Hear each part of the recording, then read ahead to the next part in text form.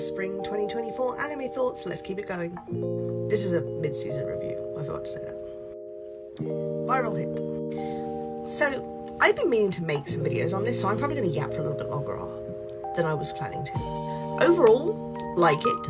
Interesting concept. I like how they come at it from the angle of just looking at social media, in particular YouTube, which is YouTube obviously, and how that affects people's lives and how people get really obsessed with it, and how living like through your social media is a thing. And you know, this kid, his name's Hubin. It's not what they call him in the anime, but we'll get to that. And you know, he's a scrawny little kid, used to getting his ass kicked the whole time. I actually feel really bad for him, because his dad's not around, his mother's really sick, he's living all on his own in like what looks to be like a little bit of a rundown neighborhood, and he just doesn't get any peace. And you know, he gets his ass kicked for money, and he makes a lot of money out of getting his ass kicked, but he still gets his ass kicked. So yeah, that's kind of a shame. And I know this one was slated as like a martial arts story. I don't think that's a very accurate description, because whilst there is martial arts in here, like legitimate martial arts, not just scrawny kid getting his ass beat, like it mentions MMA, and the person he learns how to fight from is a YouTube channel which has like a legitimate martial artist, I guess. But that's not like the main focus. I would say this is more of like, it is an action story. There's a lot of fighting, because that's the main theme. I'd have said like action, like high school life with like a sprinkling of martial arts and comedy. But I like the art style very much. It's pretty interesting. Some of the faces they make are pretty hilarious. It's beautifully detailed. And the animation is pretty crisp, and the choreography is not bad, actually.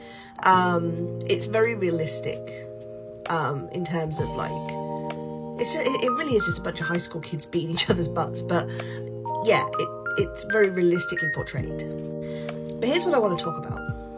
I want to talk about the names, because this is from a manhwa, so this is Korean. So this is based on a Korean story set in Korea with Korean names, except in the anime, at least in subbed, I don't know what they'll do when they dub it, if they dub it, they change their names to Japanese alternatives. And you know, if you don't understand the language, maybe you didn't catch it, but everybody's name except Snapper, and I think maybe Pakugo, they have their normal names, but him, the girl, the love interest, they have Japanese names, and a couple of other people have Japanese names. And like, I didn't catch it the first episode because I wasn't really paying attention to their names so much, but then I was like, wait, that's not what they're saying.